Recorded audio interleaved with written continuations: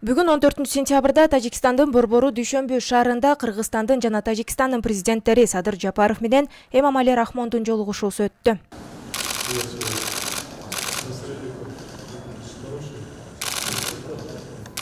Кыргыз жетекчисинин басма сөз кызматынан билдиришкендей, алар эки өлкө ортосундагы кызматташтыктын актуалдуу маселелерин, анын ичинде Кыргыз-Тажик мамлекеттик чек арасын делимитациялоо жана демаркациялоону талкуулашты. Мамлекет башчылары ошондой эле регионалдык жана эл аралык маселелер, Дүйшөмбүдө өтө турган Борбор Азия лидерлеринин 5-консультативдик жолугушуусу боюнча пикир алмашышканы маалымдалды. Садыр Жапаров менен Эмомали Рахмон эки мамлекеттин жана элдердин ортосундагы ынак коңшулукту бекемдөө максатында үзгүлтүксүз саясий диалогту улантуунун маанилүүлүгүн баса белгилеп, эки тараптуу мамилелердин бардык спектрі боюнча ачык жана мазмундуу баарлашууга даяр экендигин билдиришти деп айтылат маалыматта. Кошумчалай кетсек, бул күндөрү Дүйшөмбү шаарында Борбор Азия лидерлеринин жолугушуусу өтүүдө. Жапаров менен Рахмондун соңку жолугушуусу быйыл 2-июнда Чолпон Атада Борбор Азия Европа биримдиги саммитинин алкагында өткөн. Жогорку кеңештин депутаты Талантбек Мамытов добуш сатып алууга байланыштуу мандатынан ажыраган Өмүрбек Бакиров тууралуу Борбордук шайлоо комиссиясынын маалыматын угууну сунуштады. Ал бул маселе парламенттин 13-сентябрында көтөрүлгөнү менен күн тартибине кирбей калгандыгын билдирди. Кечээки отурумда элдик фракциянын лидери, депутаттык топтун лидери Өмүрбек Мырзарамович Бакиров жөнүндө маселени карап чыгууну сунуштаган, күн тартибине киргизилген, сунуш өткөн, добушка коюлган. Бүгүнкү күнү күн тартибинде эмнеге жок болуп атат, түшүндүрмө берип койсоңор.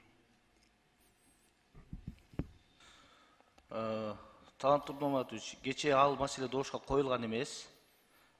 Сунуш катары айткан, фракциянын же топтун чечимин кагаз жүзүндө бериш керек, анан күн тартибине чыгат. Өзүңүз жакшы билесиз. Процедурасы ошондой. Ал эми бүтүн Кыргызстан фракциянын чечимин берген, азыр мына сунуштап атат, добушка коебуз. Сиздер фракциянын чечимин чыгарып бериңиздер. Макул, карап беребиз, урматтуу коллегалар. Бул маселеге кечээ күнү негизи ушул маселени карасак болот эле. Анткени маалымат алып койсок эч качан ашыкча болбойт.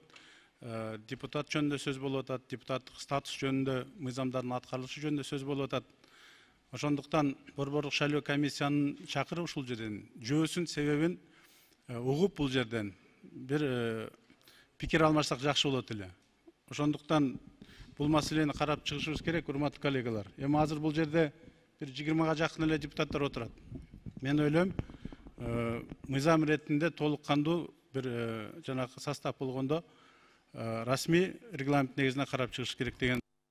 Ошондой эле жыйында депутат Чыңгыз Айдарбеков БШКдан диплом чырына байланыштуу мандатынан ажыраган Альянс фракциясынын мүчөсү Фарходбек Алимжанов тууралуудагы маалымат алуу зарылдыгын белгиледи. Эске салсак, жогорку сот 18-августта Өмүрбек Бакиров шайланып келген номер 4-Көкжар округундагы шайлоонун жыйынтыгын жокко чыгарган, буга чейинки инстанциялардын чечимин күчүндө калтырган. Борбордук шайлоо комиссиясы 26-августта Өмүрбек Бакировго карата чыгарылган сот чечимдерин карап, анын негизинде депутат кылып каттаган чечимдерин жана депутаттык күбөлүгүн жокко чыгарган. Ал эми мандатынан ажыратылган Бакировдун ордуна жогорку кеңешке депутат болуп, жогоруда айтылган шайлоо округундагы шайлоодо 2-орунду алган Равшанбек Рыспаев келген.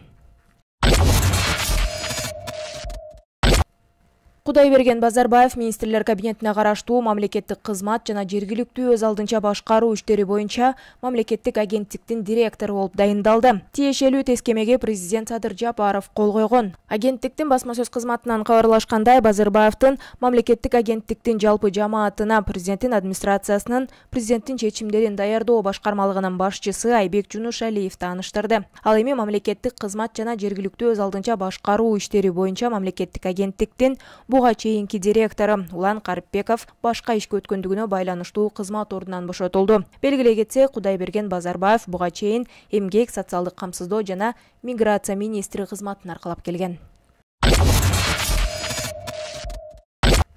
Эмгек, социалдык камсыздоо жана миграция министрлигинде коррупциялык схема аныкталды. Акча иликтөө иш-чараларынын жүрүшүндө 2021-2022 жылдарга карата Ала Мүдүн райондук эмгек, социалдык камсыздоо жана миграция бөлүмүндө аудит жүргүзүлгөн. Анын жыйынтыгында каржылык мыйзам бузуулар аныкталган. Маалыматта айтылгандай, Ала Мүдүн райондук бөлүмүнүн кызмат адамдары алдын ала сүйлөшүүлөргө барып, кызмат абалын кыянаттык менен пайдаланып, кызматтык жасалмалоо жана тиешелүү документтерди жасалмалоо жолу менен 9.052.926 сом өлчөмүндөгү социалдык төлөмдөрдү жана жөлөк пулдарды мыйзамсыз өздөштүрүшкөн. Алар башкы бухгалтер, социалдык кызмат көрсөтүү бөлүмүнүн кызматкери экендиги такталган. Учурда керектүү тергөө иш-чаралары жүргүзүлүп, жыйынтыгында күнөөлүүлөр кылмыш жаза мыйзамдарынын алкагында кылмыш жоопкерчилигине тартылат. Андан тышкары козголгон кылмыштын алкагында жогоруда аталган кызмат адамдары тарабынан Ала Мүдүн районунун эмгек, социалдык камсыздоо жана миграция райондук бөлүмүндө ушул сыяктуу социалдык төлөмдөрдү максатсыз ыйгарып алуу фактыларын аныктоо боюнча текшерүү жүргүзүү пландалууда.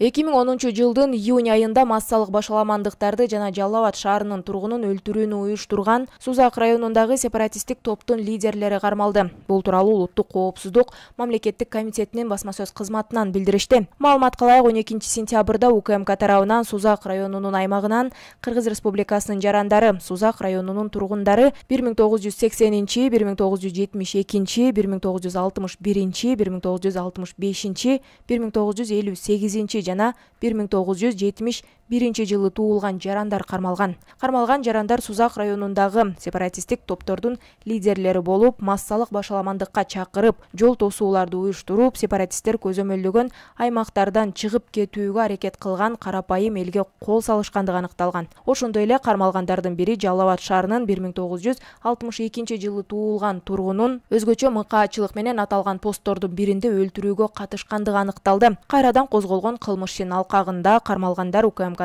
Жалал Абад облусу боюнча тергөө абагына киргизилип, тергөө амалдары жүрүп жатат деп жазылат маалыматта. УКМК тарабынан 2010 жылдагы июнь окуясынын уюштуруучуларынын жана активдүү катышуучуларын аныктоо жана жоопкерчиликке тартуу боюнча ыкчам издөө иш-чаралары улантылууда.